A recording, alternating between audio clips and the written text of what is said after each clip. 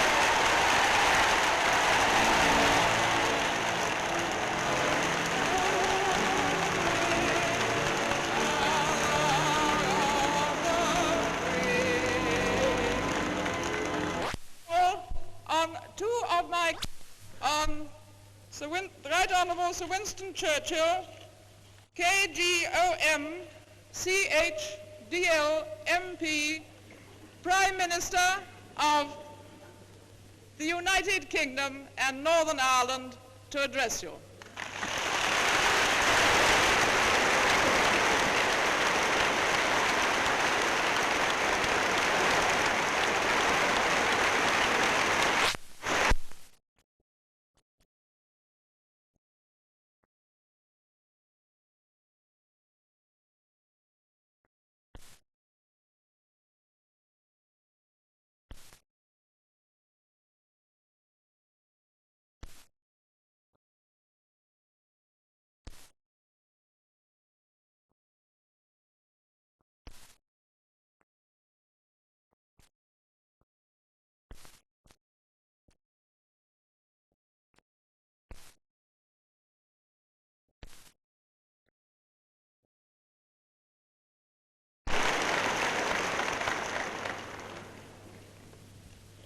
Mrs. Emmett, my lords, ladies, and gentlemen, as the years go by, the process of government, I suppose in every modern country, and certainly in our own, grows ever more complicated and elaborate. The burden thrown on all who take part in it becomes heavier to bear and more difficult to discharge. So much is going on from day to day and from week to week, all over the place, all over the globe, and we get it all in every edition. So much is going on that it is bewildering to keep track of all that the newspapers set before us, with honor and success. But even in time of war, the complexity of the problem, mortal though it may be, is not so apparent. The choices open are not so numerous. Events govern and at the same time limit what can be done. With examining balance within heavy deficit, we were spending abroad at a rate far more than we were earning. Gold and dollar reserves were pouring out at an alarming rate. The cost of living here at home was soaring relentlessly, and the purchasing power of the pound had fallen by nearly 6 shillings under these socialist regenerators since the war had stopped. I don't vouch for its authenticity, but it certainly doesn't seem to fall out of harmony with the general state of affairs. One said, we'll have them out in 6 months,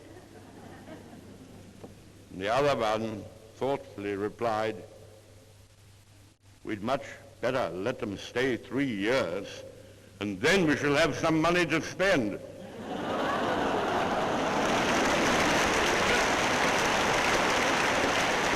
We have advanced to solvency. At home during the past 2 years, the cost of living has been very much steadier,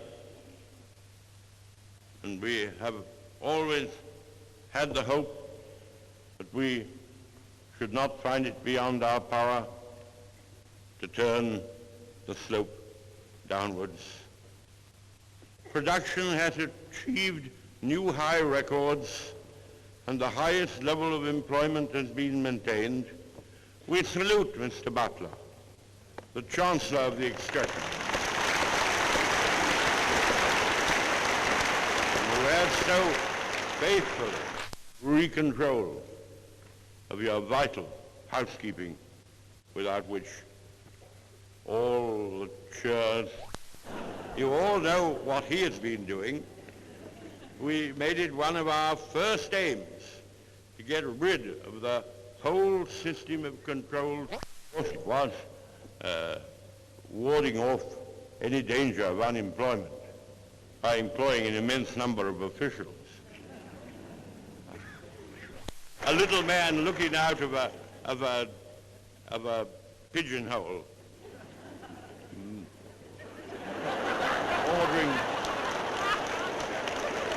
ordering them about in all directions. That's the picture of the socialist world. The crime, the only crime they can prove against us as a country ought to be governed by Parliament, and not to be always seeking convulsion and change at elections, or always looking about for some quick political maneuver. It is better even for a politician, let alone a statesman or stateswoman, and any who are here, it is better for them to have their eyes on the stars rather than their ears to the ground. Only the exercise of its finest qualities, only the fame of its ancient institutions, only the native genius of its people and their unfailing instinct will enable us to retrieve the great position which we had in the days of Queen Victoria, and to command the comradeship, love, and admiration of the Commonwealth and Empire. And now, it is this payment of members. I would like you just to hear what I have to say. I am sure, Mrs. Chairman, I'm sure it's a very bad thing to have the tremendous affairs and responsibilities of the British state discharged by men, a large number of whom are themselves seriously embarrassed. It is remarkable that 6 Conservatives, picked without any special purpose,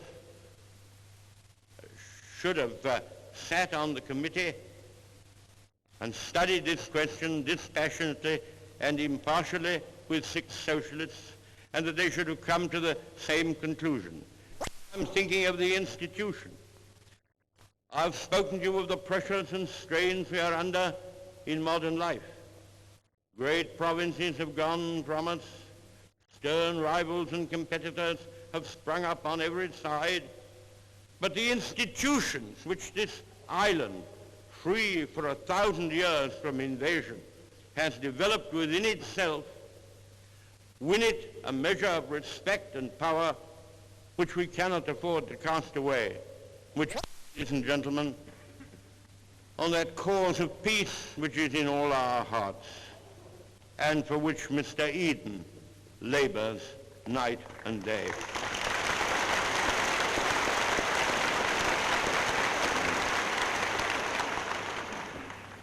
His wife will take him, I'm sure, a message of encouragement from this great meeting. The two are bound together. There could never be peace if we were at the mercy of anyone who chose to commence an aggressive war.